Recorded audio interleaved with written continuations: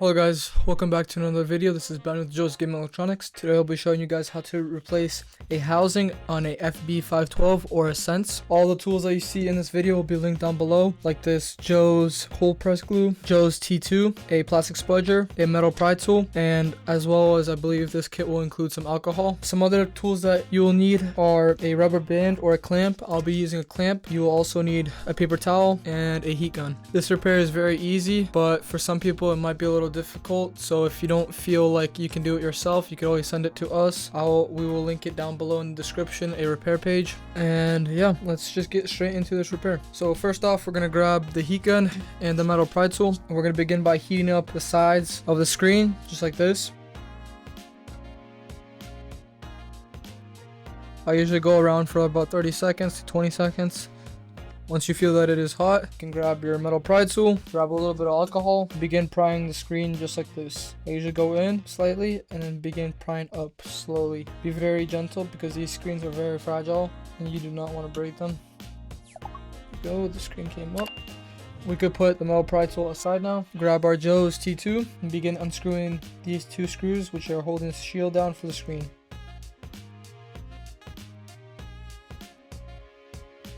Once we've done that, we can grab our plastic spudger and disconnect the screen, put the screen aside. Then we can begin disconnecting everything else, like these connections right here.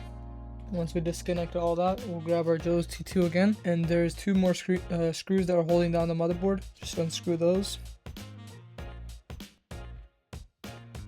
Alright, we'll grab our spudger, lift the board out just like that, put the board and battery to the side. So here's the old housing, we'll put that old housing aside. We'll grab our new housing, which is included in the repair kit down below, as you can see. Then now we can just start the reassemble process, which the battery goes in first, and it always goes in this way, where the main housing connection is, just like that. Slide it in. Grab your motherboard. Motherboard goes in this way.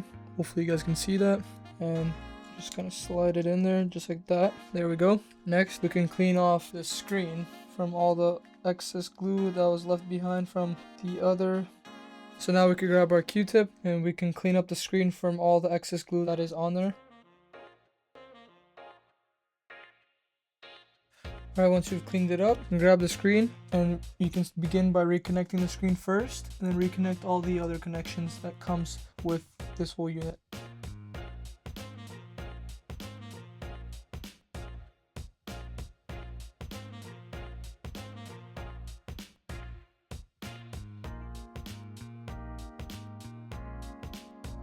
Alright, once you have connected everything on here, you can grab your metal shield for the screen, put it in this way. Make sure this is in there, so you have to kind of put it in there just like that. Grab your T2 and grab a screw and begin screwing down the shield.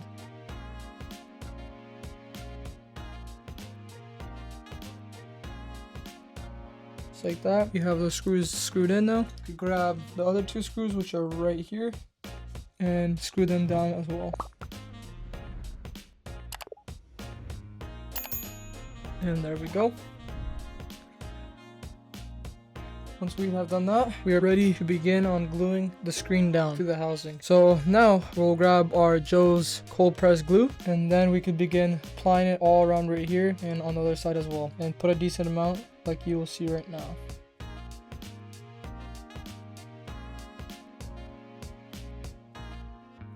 There we go.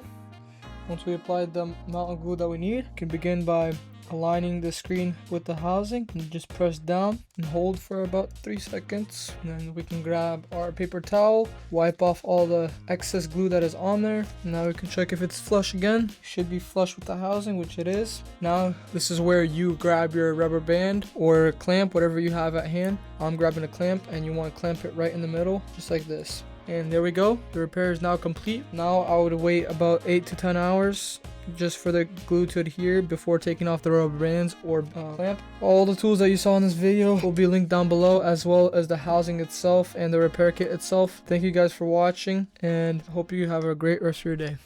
Peace. Thanks for watching the video, guys.